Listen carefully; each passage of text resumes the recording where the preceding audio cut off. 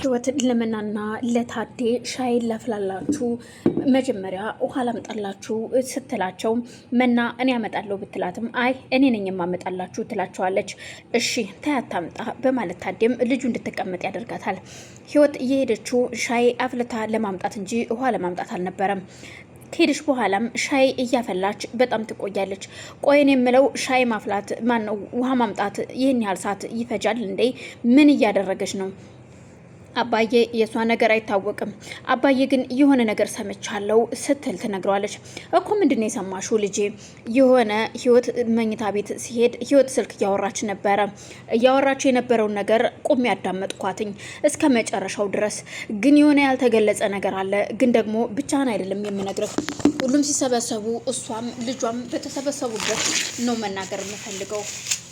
የሆነ ችግር አለ ስትለው ታዴ ልጄ ምን አይነት ችግር ነው ያለው ቢላትም እና አላንተ ብቻ አልናገርም፣ ሁሉም አንድ ላይ ባሉበት እናገራለሁ። እሷም ሁሉም በተሰበሰበበት ነው የምናገረው እንጂ ብቻዬን አልናገርም ስትለው እንዳልሽ እንግዲህ እንዳልሽ ይሁንልሽ በማለት ታዴም ቁጭ ይላል። መናም ግራ ተጋብታ እየተብሰለሰለች ቁጭ ብላለች። አሁን ላይ አሮን የሷ ልጅ እንዳልሆነ ነበር በስልክ ስታወራ የሰማቻት። ምክንያቱም አሮን የማነው ልጅ የሚሆን የሚል ጥያቄ መጥቶባታል። ህይወት አሮን የሷ ልጅ ካልሆነ እንዴት ይዘው ልጄ ነው ልትል ቻለች? አሮንስ እንዴት ልጄ እናቴ ናት ሊል ቻለ? በማለት ብቻዋን ታስባለች። መና ልጄ ብቻሽን እየተብሰለሰልሽ ነው ያለሽው፣ ችግርሽ ምንድን ነው? በማለት ሲጠይቃት አባዬ ምንም ችግር የለውም፣ በቃ ሁሉም ነገር በኋላ እነግርሃለሁ አልኩህ እኮ ምንም ችግር የለም ስትለው ጥሩ እንግዲህ እንዳልሽ እና እንደው እነ ፈሪሃ አይመጡም እንዴ? ፈሪሃ ምን ሆና ነው ሲላት አሁን ትመጣለች ትለዋለች። ፈሪሃ አሮንን ሁሉንም ነገር እንዲነግራትና ሁሉን ነገር ማወቅ እንደምትፈልግ ትነግረዋለች። ግን የሆነ የደበቅሽኝ ሚስጥር እንዳለ ይሰማኛል ፈሪሃ፣ ምንድን ነው? በማለት አሮን ይጠይቃታል። እኔ ምንም የደበቅኩህ ሚስጥር የለም፣ እርግጥ ሊኖር ይችላል፣ ግን ደግሞ ጊዜው አሁን አይደለም አሮን እባክህን ስትለው እኮ እንዴት? ምክንያቱም ያንተ እናትህ ስትለው እኮ ምን ላርግ እናቴ ስለሆነች አሳልፎ መስጠት ከበደኝ። አሁን ግን እርግጥ እየተደረገ ያለው ነገር እያመመኝ ነው። ለዛም ነው እነግርሻለሁ ብዬ የወሰንኩትኝ። እባክሽ ፈሪሃ ተረጋጊ፣ ጊዜ የለኝም አሮን፣ አሁን እንድትነግረኝ እፈልጋለሁ። ሁሉም ነገር ሊያበቃ ይገባል በማለት ትነግረዋለች። አሮንም እሺ አንቺ ከምትቀየሚኝና ከምትርቂኝ እውነታውን ነግሬሽ እንድታቂው እፈልጋለሁ። ግን ይሄ ነገር ክፋት ያለው አይመስለኝም። ያው እንደነገርኩሽ ነው። የታዴ መድኃኒት ቀይረዋለች ህይወት። የሚያደነዝዝ እንቅልፍ የሚያስብል መድኃኒት ነው የሰጠችው። እርግጥ ለጉዳት አይሰጠውም። ምናልባት ለተወሰነ ጊዜ እርግጥ ሰውነቱ ላይ አዳፕት ሊያደርግበት ይችላል ሲላት ነበረ።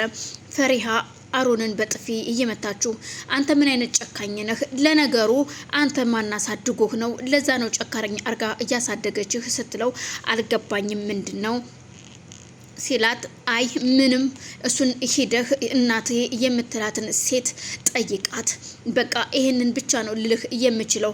አሁን ግን ቤተሰቦችን ማድረን ስላለብኝ መሮጥ አለብኝ፣ መፍጠን አለብኝ ትለዋለች። እባክሽ ተረጋጊ።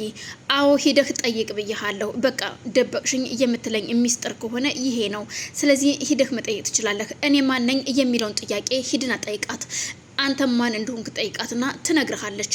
ያንን አፋጣ መጠየቅ ትችላለህ። ያን ጊዜ ምን እንደደበኩህ ይገባሃል ስትለው ቆም ብሎ ካሰበ በኋላ አሮን ቆይ ምን ማለት ነው? እኔ ማን ነኝ ብለህ ጠይቃት ማለት ምን ማለት ነው? ማለት ምንድን ነው? ህይወት የኔ እናት አይደለችም እንዴ? በማለት ግራ ተጋብቶ እሱም ተከትሏት እየሮጠ ወደ ቤት ይሄዳል። መናና ታዴ ቁጭ ብለዋል። ሻዩን ህይወት ብትዘገይም እንኳን ሻዩን አፍልታ ወደ ሳሎን ይዘው መጥታለች። ይኸው የኔ ውድ ቤተሰቦች ሻዩን ይዤ መጥቻለሁ እያለች ፈገግ እያለች ሻዩን ለመናና ለታዴ ብቻ ነበር ያፈላችሁ። እሱም ደግሞ የተደረገ መርዝ ስለነበረበት ሁለቱንም መግደል አለብኝ ብላ አስባ ስለነበረ ሁለቱንም ለመግደል ለሁለቱ ብቻ ነበር ሻይ ይዛ የመጣችሁ።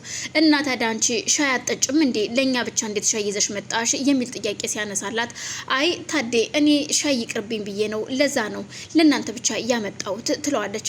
በጣም ጥሩ እሺ በማለት ታዴም የተቀረበለትን ሻይ በእጁ ይዞ ስኳር እያማሰለ እያለ መናም ልክ እንደሱ ልጠጣው አልጠጣው እየወላወለች ነበር።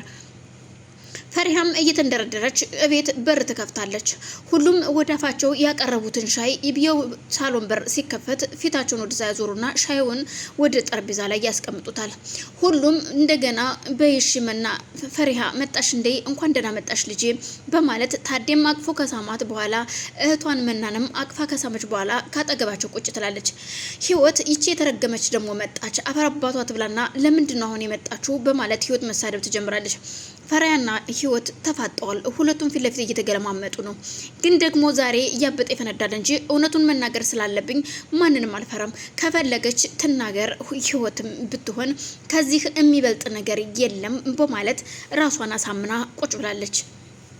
ቆይ ምን ሆናችሁ ነው ሁለታችሁ የምትፋጠጡት በማለት ጠጡ እንጂ ሻዩ ሳይቀዘቅዝ ምንድነው ተፋጠጣችሁሳ በማለት ህይወትም እነ ታዴና መና ሻዩን እንዲጠጡ ብትገፋፋቸውም በፍጹም ሻዩን እንዳጠጡት እናንተ ከመጠጣታችሁ በፊት ደግሞ መና ሻዩን ስጫትና ህይወት ትጠጣው ስትል ትነግራታለች። ህይወት በዛን ሰዓት ነበር ሰውነቷ ሁሉ ሸክ ያደረገው። እንዴት እንደዚህ ትኛለሽ? እኔ ሻይ መጠጣት ስላልፈለኩ ነው ብትላትም አይ አይደለም ሻዩን መርዝ ጨምራበታለች የሚል ቃል ካንደበቷ ይወጣል። ምንድነው የምትይው አንቺ ጥንብ ገረድ በማለት በፍጹም ታዴም መናም እንዳጠጡት መድኃኒት አድርጋበታለች በማለት ስትናገር ሁለቱም ይደነግጡና በይሺ አሁን መድኃኒት ካላደረግሽበት ጠጪውና ሳይኝ ይላታል። አይ እሺ አምጩ እጠጣለሁ በማለት ሻዩን ተቀብላ ወደ አፏ ለማለት ይከብዳታል። ምክንያቱም ያደረገችውን ስለምታውቀው ለመጠጣት ጨክና አልቻለችም። ወደ አፏ ያቀረበችውን ሻይ መልሳ ጠረጴዛ ላይ ታስቀምጠዋለች። ጠጭዋ ስትባል አይ እኔ ሻይ መጠጣት አልፈልግም የሚለው መልሷ አሁንም ተደገመ። በዛን ሰዓት ነበር መና ያንን ሻይ አንስታ የህይወት ፊት ላይ የደፋችው። አዎ ይውላችሁ ይሄ በዚህ ብቻ የሚበቃ እንዳይመስላችሁ ታዴ የሚታመመው መድኃኒትህ ስለተቀየረ ነው። መድኃኒትህን ህይወት ቀይራብሃለች። እናም የሚያደነዝዝና እንደዚሁ እንቅልፍ የሚያሰኝ መድኃኒት ነው እየሰጠችህ ያለችው። መርዝ እየጨመረች ነው በምግብ ሁሉ የምትሰጥህ በማለት ወደውን ትዘረግፈዋለች። ታዴም እጅግ ግራ ተጋብቶ በንዴትም የሚናገረውን ነገር አያውቀውም። ህይወት እባካችሁ ተቃጠልኩኝ፣ አውጡኝ፣ ድረሱልኝ፣ ፊት የተቃጠለ እያለቻቸው ነው። ግን እነሱ እዛ ጋር የሚሰማውን ነገር ግራ ጋብቷቸዋል። የህይወት እዛ ጋር መቃጠልም ለሷ ለብቻዋ ዋይ ሆኖባታል። በዚህ ብቻ አልበቃላትም ህይወት። አሁን አሮንም ቢሆን እሳት ለብሶ እሳት ጎርሶ መጥቷል እኮ። ህይወት የኔ እናት አይደለችም ማለት ነው? እናቴና አባቴ እነማን ናቸው? ህይወት አሁን ጉድሽን እዘረግፈዋለሁ በማለት እየተንደረደረ መጥቷል። ህይወት ለታዴ አንቺ እየደበኩልሽን ሚስጥር እናገራለሁ ስትላት ፈሪሃ እኔ ፈሪሃ እንጂ ማንም አይደለሁም፣ ተናገሪ፣ እንዳንቺ አይነት ጉድ የለብኝም እኔ ብትናገሪው ይህ ምንም ከምንም የሚያጎለኝ ነገር አይደለም፣ ተናገሪ፣ አንቺ እኮ ሰውን ልትገይ እየተነሳሽ በህይወት እየመጣሽ አረመኔ ነሽ በማለት ፈሪሃ ህይወትን ትናገራታለች። ልጄ እግዚአብሔር ይስጥሽ ፈሪሃ ልጄ፣ በጣም ነው የማመሰግነው፣ ከጉዳት ተረፍሽኝ። ይኸው ልጄንም እኔንም አጨርሳን ገላን ነበረ። አንቺ ግን ምን አይነት እየተረገምሽ መጥፎ ሴት ነሽ? አንቺን ነው ጥሩ ሰው ነች እያልኩኝ ያስኩሽ ለካ እስከዛሬ በማለት ታደም ሲናገራት፣ አባዬ ገና ብዙ ጉድ አለ